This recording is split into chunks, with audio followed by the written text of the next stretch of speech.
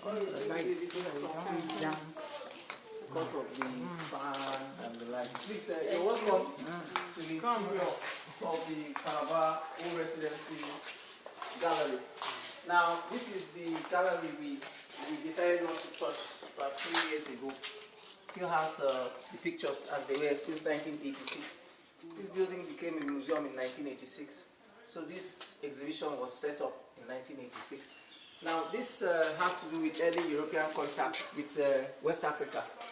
If you look behind you here, you will see some maps of West Africa, Nigeria, talking about the kingdoms. You know, Nigeria actually is a country made up of kingdoms. We have the Benin Kingdom, we have the Kingdom of Borno, then we have the Ife Kingdom in Western Nigeria. Then we have some of the Middle Belt kingdoms like the kingdoms of the Gabu people, which extends from Cameroon. Then you see, these kingdoms actually became amalgamated in the year 1940 when the British now brought together Nigeria's various regions and kingdoms and now formed the country known as Nigeria. We are going to see a little bit of that history in this gallery.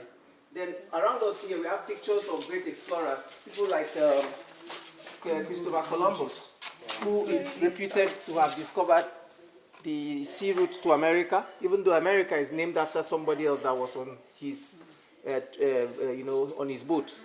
Now, we also have people like Henry the Navigator, who was Portuguese, who actually sponsored a lot of, expeditions to Africa. These were all great European explorers who, explored Africa and were able to have early contact with the coast of West Africa, where Nigeria is found. So along the line, the Europeans came here gradually. We have pictures of so many other missionaries. Missionaries came, explorers came, and then businesses now started in Africa. But the first business that came to Africa was the business of the slave trade, which brought about the loss of so many Africans over a period of nearly 400 years. So slaves were brought from Africa, treated, maltreated, and then sent across to the Caribbean and the Americas, where they would slave for the whites and work on plantations in America. And then these slaves would produce items such as coffee, cocoa, and then these items would be sent back to Africa in what was known as the triangular trade. I'm going to show you a map that shows some of these movements between Africa and the New World. Now, these slaves were really maltreated, and then some of them lost their lives. In fact, most of the slaves lost their lives before getting across to Europe. Now they thrown overboard ships, and then there are so many stories of intimidation and violent actions against them by the Europeans. We have accounts of the slave trade through people like Captain Hugh Crowe of Liverpool, who was a British explorer, a sailor, who came to the coast of Africa and wrote about the story of the slave trade in his book known as the Memoirs of Captain Crowe.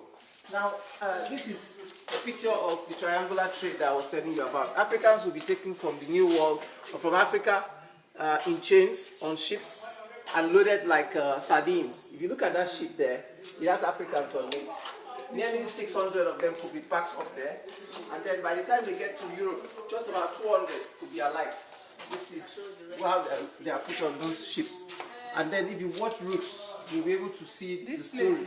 Yeah, this place is actually in Eyong. Eyong is in Akwa Ibom State. So it's actually the picture, a real picture of a real slave market, while it was still going on back then in Eyong, in E2. Yes. Now here we have the diagram showing the triangular trade. Slaves will be taken from Africa, taken to the New World, to the Caribbeans, where they will work on plantations, producing cocoa, coffee, tea, and then probably whiskey, molasses that will now be sent to Europe, raw materials that will be sent to Europe, processed into finished goods such as gin, brandy, and most of these other items, and they will still be brought back to Africa. Those gifts will be brought back to Africa and given to our local chiefs to encourage them to sell more slaves into slavery, as more Africans into slavery. So this is what was known as the Atlantic Triangular Trade, from Africa to the New World, from the New World back to Europe, and then items from Europe now brought back to Africa to still continue this trade. This trade went on for nearly 400 years, but eventually in 1807 it was abolished. And this led to the formation of various people who were known as the abolitionists, the men and the women that fought to end the slave trade. People like John Newton, who is famous for the song Amazing Grace. We also have people like Granville Sharp. We also have people like John Wesley, who was the founder of the Methodist Church. We have people like Thomas Clarkson, William Wilberforce. All these men fought to end the slave trade in Africa. Now, they were known as the abolitionists. The end of the slave trade brought about the end of slavery. Eventually, in different parts of the world, the dates were different. But 1807 is usually the date used as a beacon stone to remind us of the beginning of the end of the slave trade, especially in the English-speaking territories. In the French-speaking territories, it took a longer period.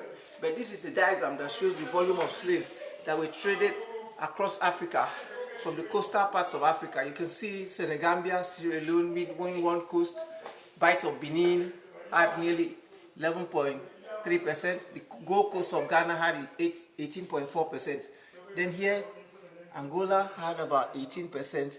Then the Bight of Biafra makes up nearly 30% or so of the slaves taken out from Africa. So you can see the kind of the population taken from the Bight of Biafra.